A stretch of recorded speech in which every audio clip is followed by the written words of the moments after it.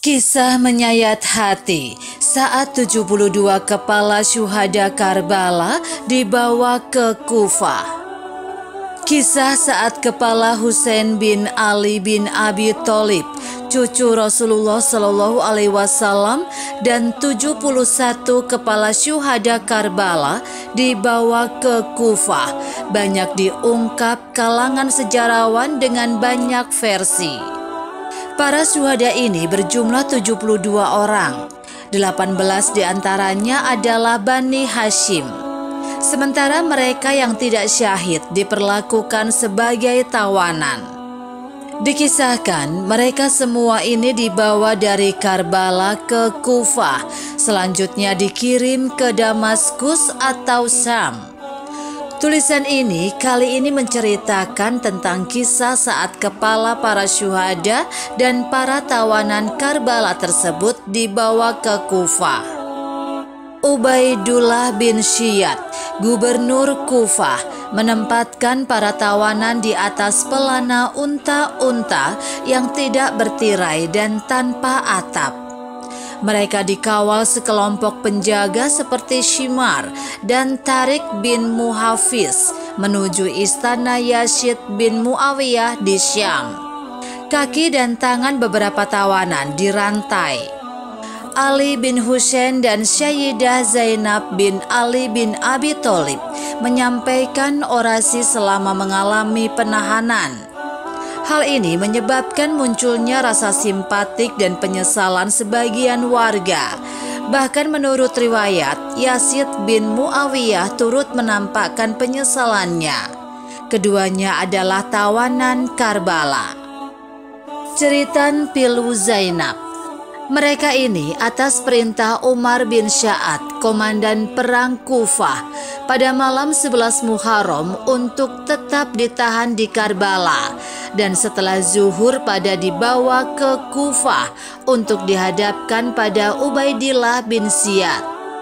At-Tabari dalam bukunya berjudul Tarik al-Umam wa al-Muluk menceritakan sebelum meninggalkan Karbala, pasukan tentara Umar bin Sa'ad menguburkan semua tentara mereka yang mati, lalu mengumpulkan ahlul bait dan anggota keluarga dari para syuhada untuk dibawa pergi menuju ke Kufah. Laskar pasukan Umar bin Sya'ad sengaja membawa para wanita ahlul bait melintas dari samping tubuh-tubuh para syuhada. Akibatnya mereka meratap dan memukuli wajah karena kesedihan. Khurrah bin Khais Tamimi, sebagaimana dikutip Abu Miknaf dalam Wa'ah al-Taf, menukilkan, ketika Sayyidah Zainab melewati tubuh saudaranya Husain yang tergeletak di tanah, dia mengucapkan sebuah kalimat yang sangat mengiris hati, yang membuat kawan dan lawan menangis.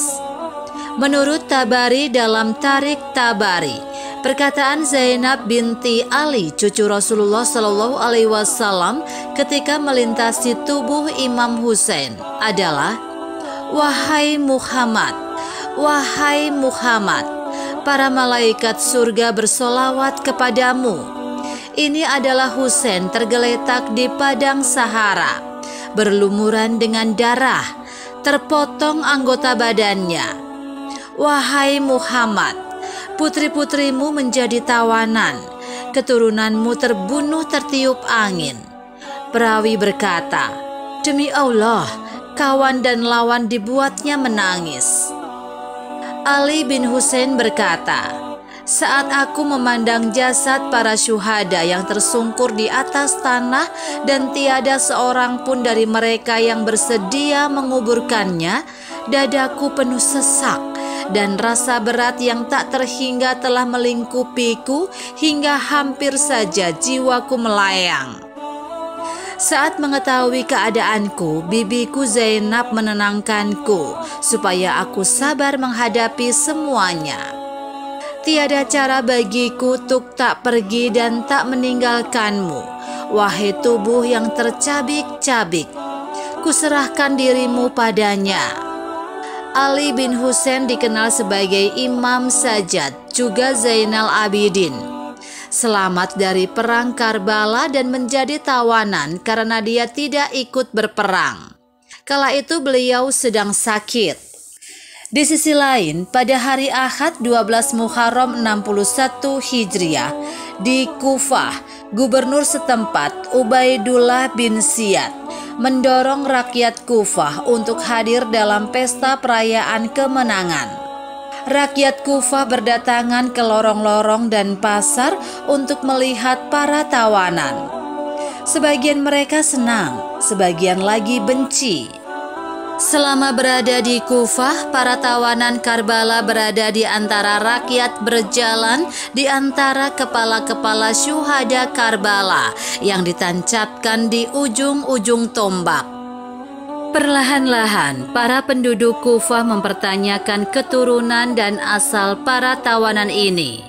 Mereka memasuki Darul Imarah dengan keraguan dan pertanyaan-pertanyaan yang senada hingga akhirnya mendapatkan jawabannya dalam pertemuan Ubaidullah bin Ziyad dan penyebab utama kesyahidan Imam Husain.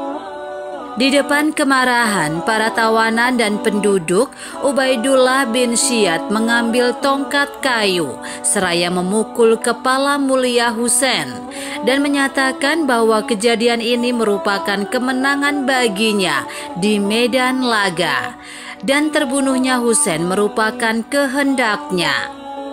Setelah sehari atau beberapa hari, menurut sebuah riwayat, Ibnu Ziyad membawa kepala-kepala para syuhada untuk berkeliling di lorong-lorong dan tempat-tempat di Kufah. Dia kemudian mengirimkan mereka ke Yazid bin Muawiyah di Syam. Tugas ini diserahkan kepada Muqaddar bin Sa'labah Aizi dan Shimar bin Ziljaushan. Ibnu Ziyad memerintahkan supaya tubuh Ali bin Husain diikat, kedua tangannya dikuncikan di leher, kemudian dinaikkan ke atas seekor unta yang tak berperlengkapan.